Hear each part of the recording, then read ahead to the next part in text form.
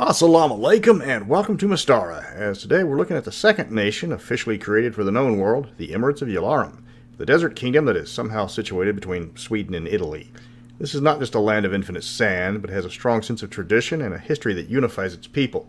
Throw in a mysterious past, hidden dangers everywhere, and a fill-in-the-blank gazetteer, and this is one of the more adaptable nations in the known world.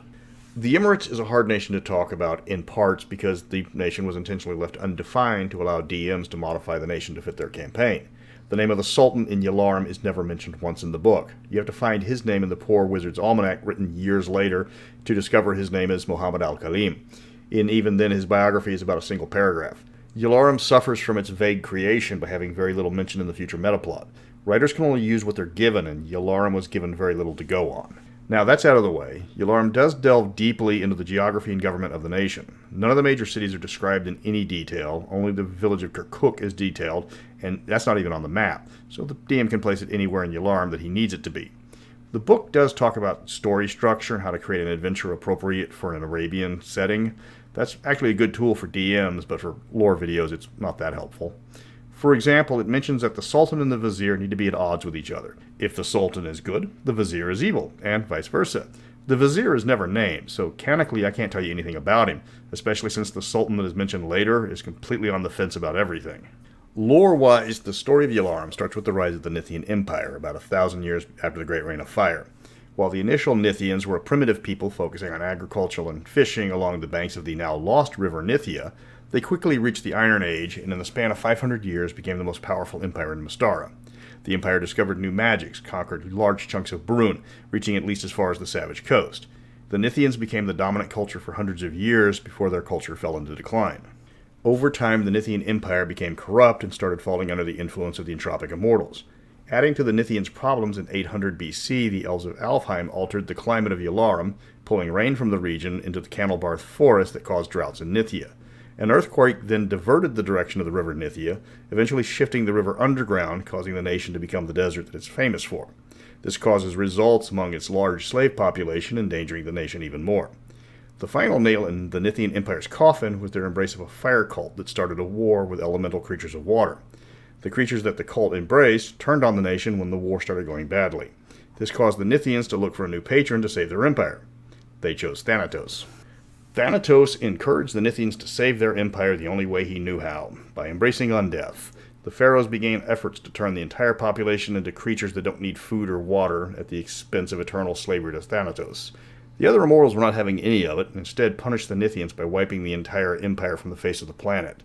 Those that remained had their memories wiped of their own history. Nithia was not only gone, it was completely forgotten. This has caused great confusion for the colonies and conquest that suddenly found themselves without a country and no idea where these great buildings came from. The pyramids and obelisks were gradually attributed to various other cultures, and Nithian influence was completely destroyed. There are Nithians remaining in the furthest reaches of Yalaram, but there are savage people who are scorned by their own countrymen as little more than bandits. With the Nithians gone, Yalaram hit a dark age because the few that remained had no memory of their own culture. There are a few Nithians remaining, but they're isolated in the highlands and don't get along with anyone, having turned to banditry or worse over the years. With Yalaram now largely unpopulated, other tribes began to migrate into the region. The Makistani were once Ethengar in nature, considered one of the weaker tribes. They fled into the steppes of Rockholm, who directed the people into northern Yalaram. They gave up their nomadic ways and learned to till the soil and built proper cities in the years that followed. The largest tribe to arrive in Yalaram after the fall of Nithia was the Elysians. Ahead of Nithia and Makistan, they are the dominant culture in the Emirates of Elysia, Abishan, Nicostinia, and Dithystia. The people are further divided between the nomads that wander the deserts going from oasis to oasis, and the city dwellers who are determined to survive in the vast deserts of their nation. While tensions between the two can run high, they are Ylari first and will band together without hesitation if they are threatened by an outside menace. Yalaram did not last long as a nation after the arrival of the Makistani, as the empires of Thyatis and Alphatia both eyed the nation for expansion. Thyatis struck first in 150 AC by sending in colonists to the outer edges of the nation. In 100 years, Thyatis had claimed all of Yalaram as their own and enslaved a large number of people. A few centuries after that, Alphatia invaded Yalaram looking to take territory from Thyatis and started a period of wars across Yalaram that lasted 3 centuries. The most significant event in Yalaram history was the birth of Al-Khalim, who would later become the patron immortal of the nation. When he turned 25, he established the city of Yalaram from a small village he captured at the start of his War of Liberation. Well, except for the Nithians. And within 2 years of the founding of Yalaram, he had driven out the Alphasians. 3 more years saw the expulsion of Thyatis with the siege of Tamarnicus. With that, the confederated tribes of Yalaram were founded, and the nation of Yalaram was declared in 831 AC.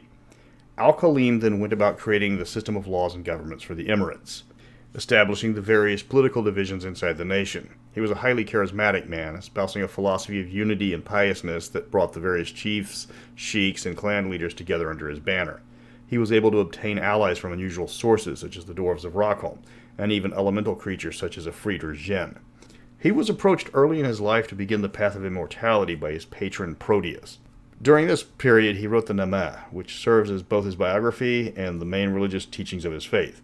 Shortly after he created the Nama, Al-Khalim formalized the dream of the Garden University and tasked all magic users, both arcane and divine, to find a way to return the nation back to its climate before the Fall of Nithia. The legends told of a time when Yalaram was green with plant life and rivers flowed freely throughout the land, but all tales ended in mystery due to the erasure of all evidence of the Nithians. Al-Khalim ascended to immortality after nearly 100 years, having turned over the reins of power decades ago. In his absence, the nation developed 2 rival factions that alternate control of the nation. The Preceptors are the more tolerant faction, descended from the advisors and allies of Al-Khalim. The Kin faction are the direct descendants of Al-Khalim and are more conservative. The Preceptors are in favor of trade and are open to outside influences on the nation. The Kin are more popular with the nomads and are far more isolationist. Al-Khalim encouraged the rivalry, as when the nation needed a change in leadership, the factions would then accommodate this shift. While not all transitions between the factions have been amiable, the system has seemed to work in the years since Al-Khalim has given up the Sultanate.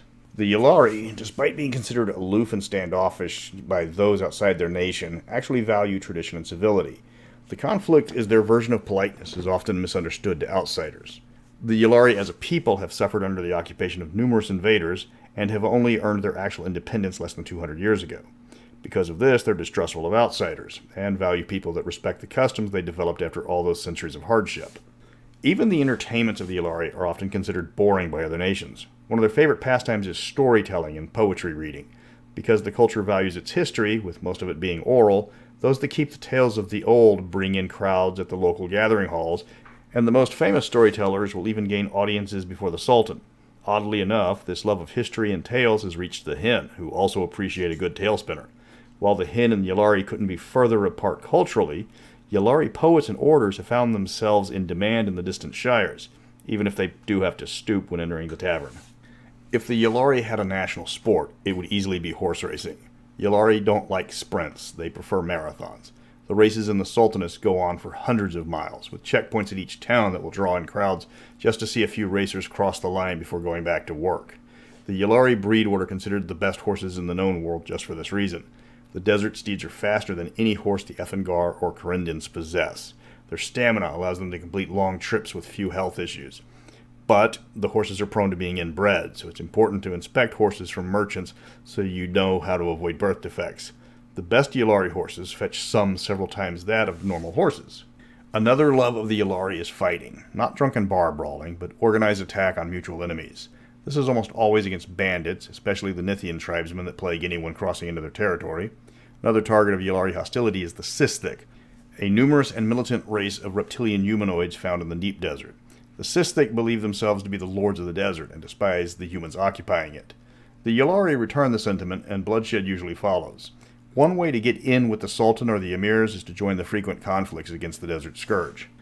Of course, a defining trait for Yalaram is the religious fervor that scares many of their neighbors. While pantheons are common in all parts of Mystara, the Ylari venerate only Al-Khalim. Other immortals have no real following in Yalaram, and even the spheres are held in lesser regard than Al-Khalim.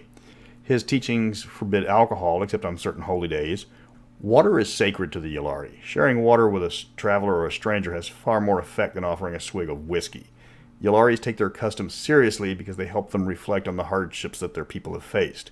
People that learn to accept this and respect the customs will quickly find that Ylari people are fiercely loyal to their friends. The culture clashes tend to occur when the Ylari venture into other areas, far enough away from the borders that the locals are unaware of their customs.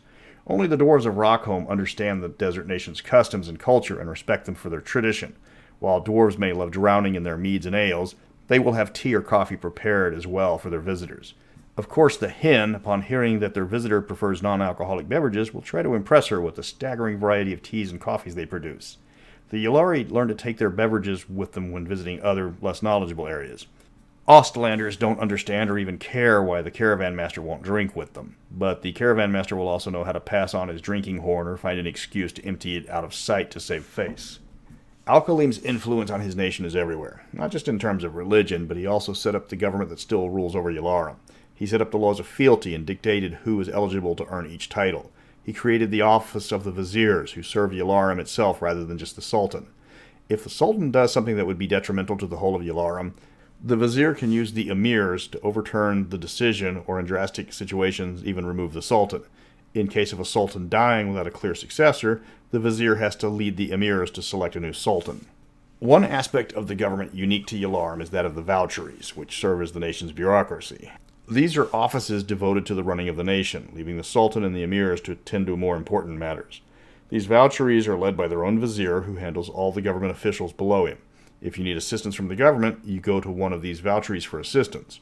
If they deem you worthy, they give you the paperwork allowing you to access the help you need. In other words, they give you a voucher. The larger voucheries, like taxation or the military, are notoriously difficult to work with. The voucheries of the provinces, which is tasked with securing the untamed areas, is more than happy to give explorers and adventurers all the help they need if it brings just a little bit more of the wilderness under control. The vouchery of water is the most powerful of the voucheries, as it controls the most important resource in the nation, obviously water. The vouchery can save or destroy a town by deciding where wells are built or reservoirs established. They are a prime source for new adventurers because of the urgency of many of their decisions. The military of Yalaram was established by Al-Khalim, who dictated that the warriors should be a religious organization.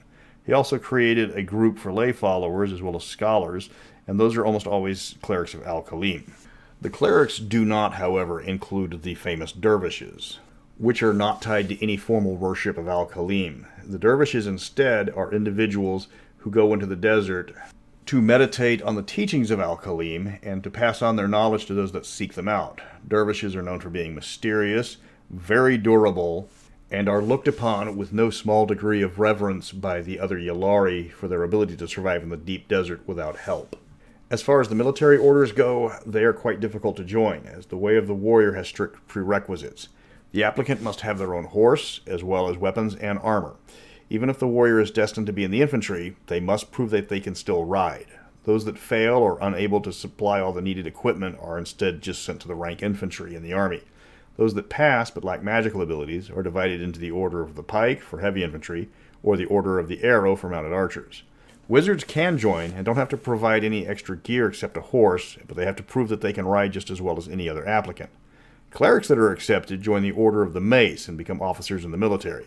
Applicants that excel in the testing process are invited to the Order of the Lance, who are automatically made officers and marked for rapid advancement.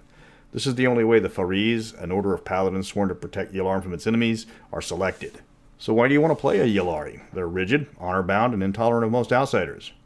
Well, for starters, the Ylaris represent a nation of survivors who have weathered foreign invaders, immortal curses, and environmental disasters. They're a proud race because they have survived events that have wiped out lesser civilizations. The Ylari represent classic adventures like the Sheik, 1001 and Arabian Nights, and the Prince of Persia. You're going to be lightly armored, highly mobile, and chasing down the magical treasures lost for 1,000 years. Ylaram adventures are going to be equal parts Sinbad the Sailor and the Mummy. Not the Mummy with Tom Cruise, the Mummy with Brendan Fraser. I mean, you could go with the Boris Karloff Mummy from 1937, but that movie's actually a pretty slow grind. So go with the one with Rick O'Connell. Seriously, they could have turned him into the next Indiana Jones, but the producers didn't realize that he was the reason why we liked the movie. And while Arnold Vosloo did a great job as the villain, we wanted more of the hero. But back to Yalaram. The Gazetteer's design showed that TSR didn't have a set style for the setting just yet. Canon-wise, there's nothing solid to talk about until Joshuan's Almanac years later. A revised Yalaram Gazetteer would be a good thing, if nothing else to bring it up to the same format as the others. Next time around, I'm remastering Glantry, and that one should be a doozy because that's the nation people tend to remember when you mention the known world. But it's time to leave Yalaram because a lot of people don't like the fact that it's coarse, it's rough, and it gets everywhere.